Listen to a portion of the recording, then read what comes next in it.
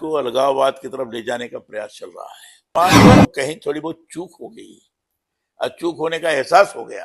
जहाँ जहाँ त्रुटि हो रही है सरकार विचार कर रही है। बीजेपी की विचारधारा सनातन को आगे बढ़ाने में है। तो आज हमारे साथ एक ऐसे शख्सियत हैं जिनसे जगत जो है अवगत है। उन्होंने बीजेपी के साथ बहुत बड़ी लंबी पारी खेली है, सियासत के दौर में रहे हैं और यहाँ पर उनके साथ बहुत सारे अखिल भारतीय ब्रह्म समाज के दिग्गज हैं। तो इनको कोई परिचय का मोहताज नहीं है। मैं सब प्रथम तो सर आपको सर्वसेवा में स्वागत करना चाहूंगा। धन्यवाद। तो बहुत सारी लंबी पारी आपने बीजेपी के साथ खेली, कैसा रहा? मैं प्रारंभ से ही राष्ट्रीय स्वयंसेवक संघ का कार्यकर्ता रहा हूँ। बाद में जनसंघ के मंत्री के रूप में काम किया, फिर भारतीय जनता पार्टी के रूप में काम किया। उत्तर प्रदेश में 4 बार भारतीय जनता पार्टी का अध्यक्ष रहा और उत्तर प्रदेश के विधान परिषद में भी 3 बार रहा। उत्तर प्रदेश सरकार में मंत्रिमंडल में भी रहा, राज्यसभा में भी 3 बार रहा, 1 बार लोकसभा में रहा और यहाँ मोदी जी के कैबिनेट में मंत्री भी था। तो संगठन के दृष्टि से प्रदेश का भी अनुभव, देश में कई प्रदेशों का संगठन का प्रभारी भी रहा हूं, तो स्वाभाविक रूप से संगठनात्मक दृष्टि से एक अच्छा खासा काम करने का अनुभव और साथ ही साथ प्रदेश में भी केंद्र में भी मंत्रिमंडल में रहने के कारण प्रशासनिक कार्यों के भी काम करने का अनुभव और उसके बाद 2 जगह हिमाचल और राजस्थान राज्यपाल भी रहने का मौका मिला। तो सांगठनिक दृष्टि से भी, कार्यपालिका की दृष्टि से भी और संवैधानिक दृष्टि से भी, तीनों दृष्टि से काम करने का मुझे अवसर प्राप्त हुआ है और भगवान की कृपा से बड़ा सफलतापूर्वक कार्य किया हूं। और आज मैं बिल्कुल सामाजिक दृष्टि से काम करने की दृष्टि से लगा हूं।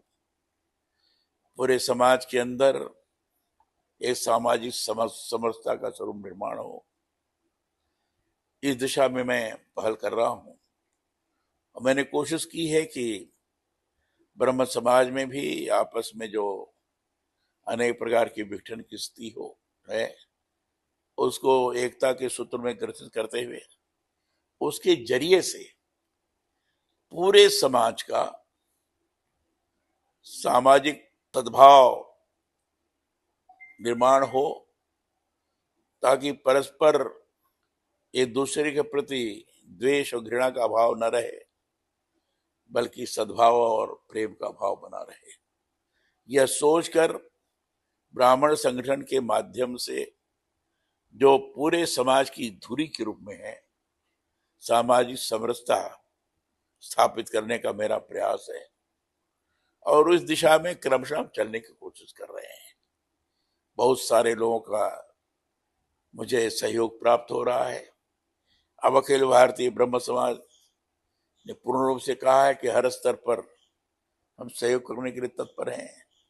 अखिल भारतीय ब्राह्मण सभा, इन्होंने भी कहा, लगभग 150 से ज्यादा संगठनों ने ये कहा है सामूहिक रूप से कि हम सब लोग मिलकर समाज की एकता की दृष्टि से काम करेंगे और देश के अंदर एक ऐसी स्थिति का निर्माण करेंगे कि सही माने में सामाजिक सुरक्षा, सामाजिक समरसता स्थापित ब्राह्मण समाज के माध्यम से हो सकता है।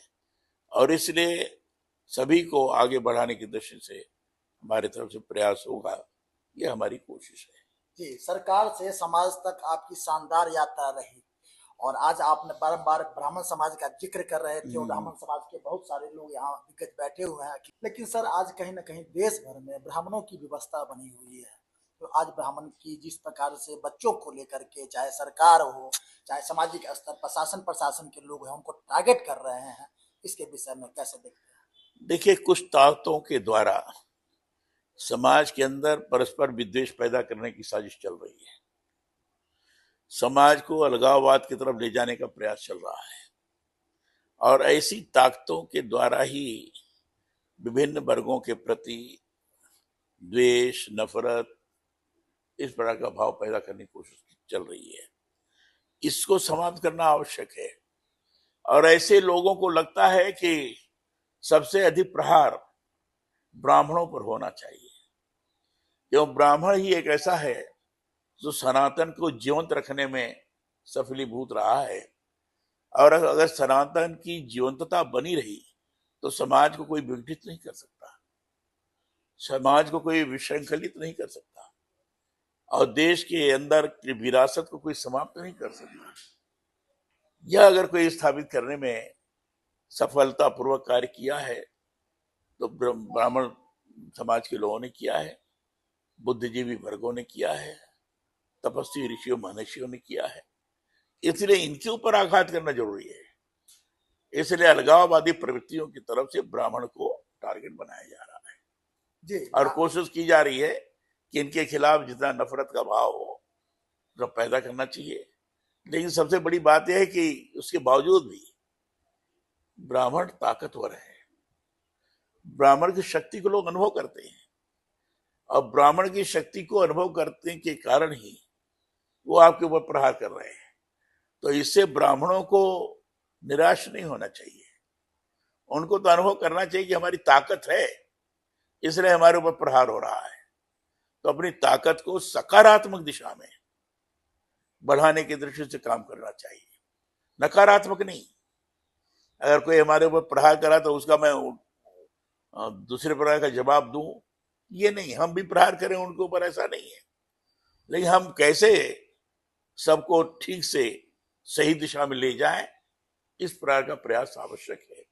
इसे ब्राह्मण समाज को सभी वर्ग के लोगों के प्रमुखों को साथ में जोड़ना आवश्यक है। जैसे अखिल भारतीय ब्रह्म समाज ने अब अभिषेक गोयल को जोड़ा है, ये तो ब्राह्मण नहीं है, ये तो वैश्य है।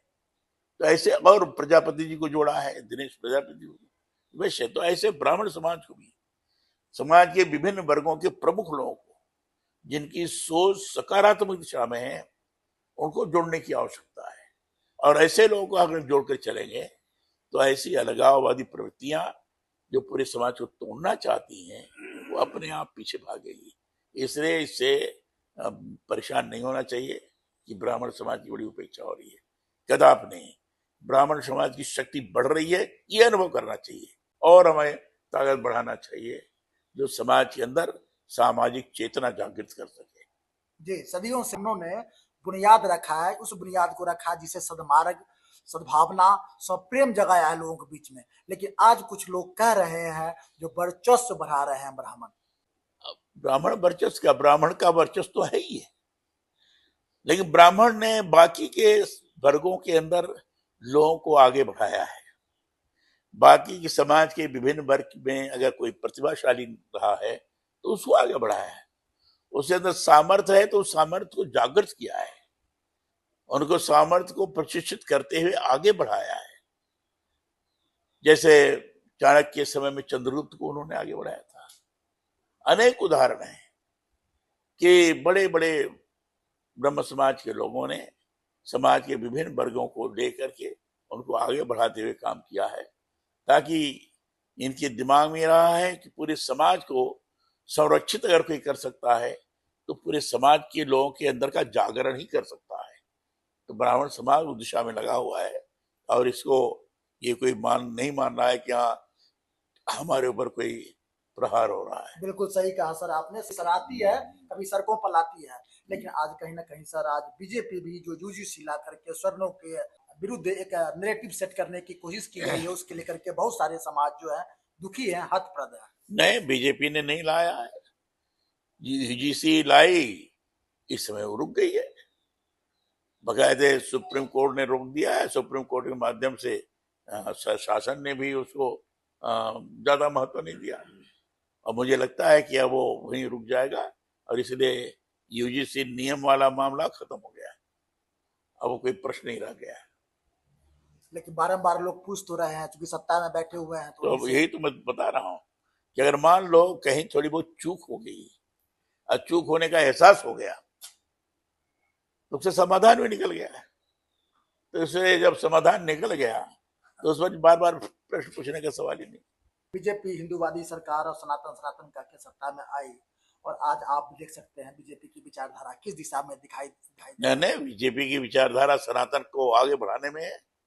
बीजेपी भारतीय जनता पार्टी की विचारधारा पूरे विश्व में भारतीयता का कैसे सम्मान बढ़े, भारतीय विरासत के प्रति लोगों का आकर्षण बढ़े, भारतीय सनातन का लोग उसके सार्थकता को अनुभव कर सके, ये सारी चीजें भारतीय जनता पार्टी के वैचारिक स्वरूप के कारण ही निर्माण हुई है।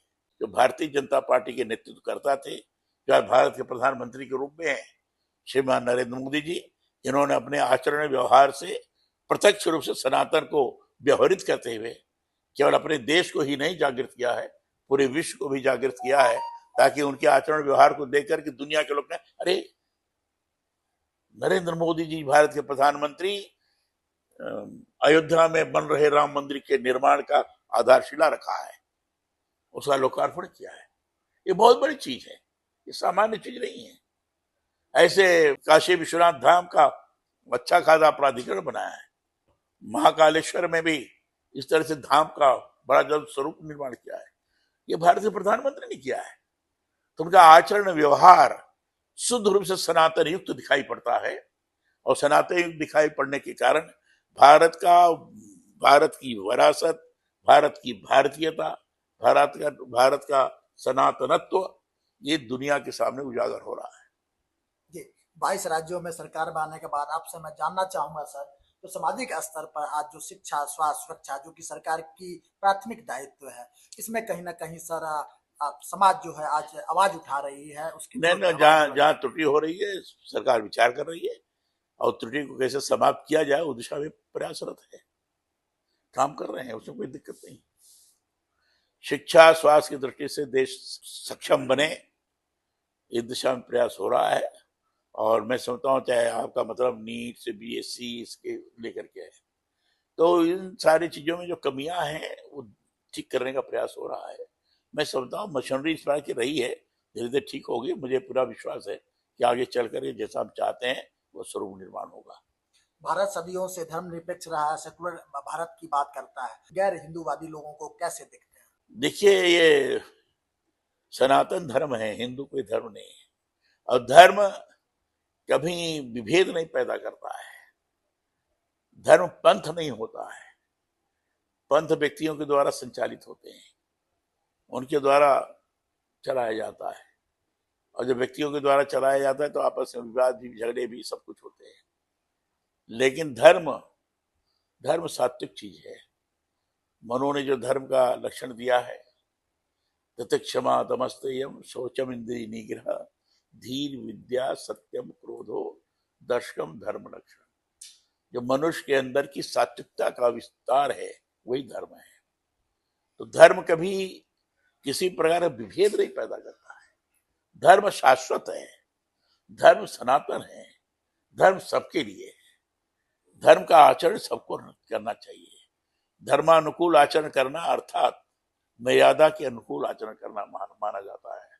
इसलिए कहा गया है धर्मोधार्यते प्रजा, ऐसा करके कहा गया है, धर्म के द्वारा ही प्रजा का नियंत्रण होता है।